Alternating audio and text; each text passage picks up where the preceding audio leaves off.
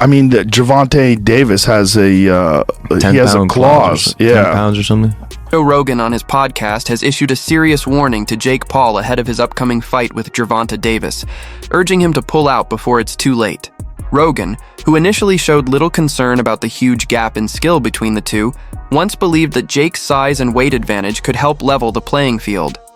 But now, his tone has completely changed, calling the skill difference between them absolutely insane. That can end it. He finds these openings and he sees them, but he doesn't go after them right away. He waits for the right time. He's so patient. Like when you watch the early rounds of his fights, he probably has the lowest punch count in the early round. But he also knows he's got that nuclear option that if he can crack you, most likely he's going to take that single strike can end it. He spots openings and he sees them, but he does not move in right away. He waits for the perfect moment. He is painfully patient. When you watch the early rounds of his fights, he likely posts the lowest punch count in those frames. Yet he also carries that nuclear option. If he can crack you, chances are he will suddenly take you out and end the night.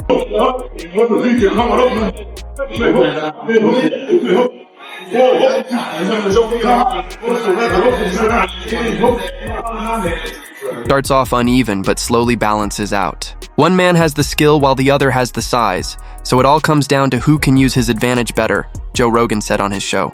But after watching more footage from Gervonta Davis's training camp and seeing how the lightweight champion has been effortlessly handling heavyweight sparring partners, Rogan has now chosen Gervonta Davis's skill over Jake Paul's size.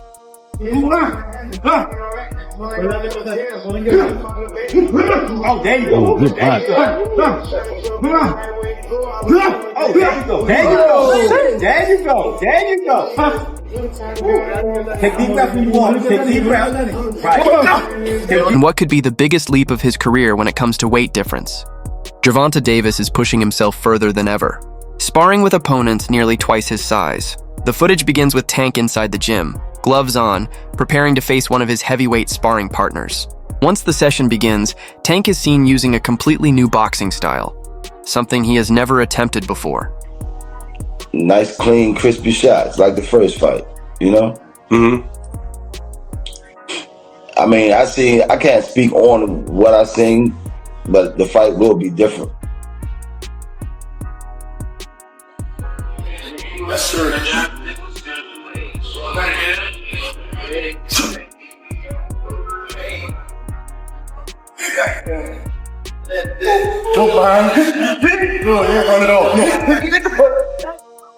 Since Tank returned to training camp last week, everyone around him has been saying the same thing. This version of him feels completely different from any camp before. It's like a switch has been flipped. Lamont pressed that button, and now we're seeing a Tank no one has ever seen before. No smiles, no jokes, just pure focus and relentless work. Assistant coach Kenny Ellis said this during an interview with MillCityBoxing.info. Listen, be cool.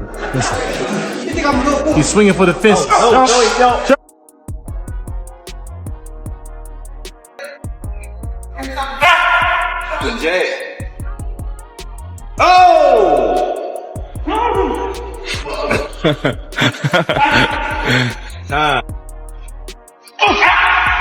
Oh, that's the hook.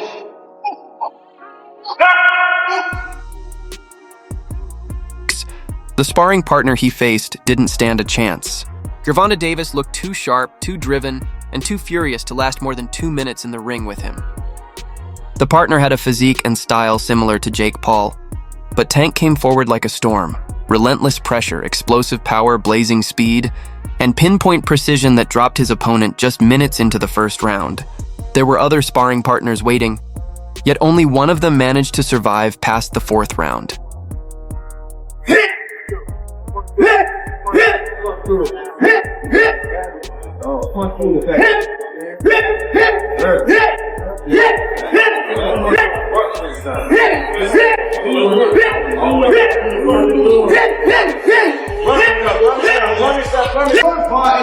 Look like you're playing pool with a short stick. Fall in between him. Fall in between him, Kev. Punch when he punch, Kev. Punch when he punch. Punch when he punch. Yep.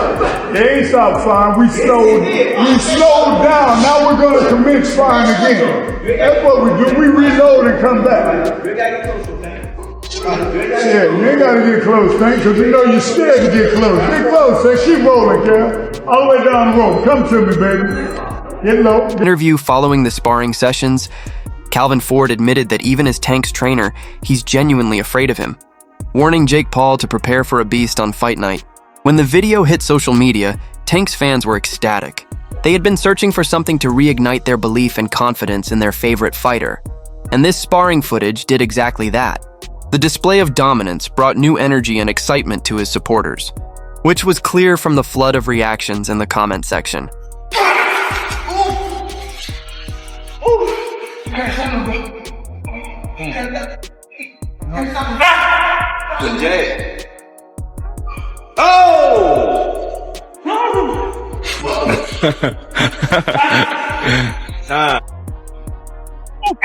Imagine Tank doing all this to Jake Paul on fight night.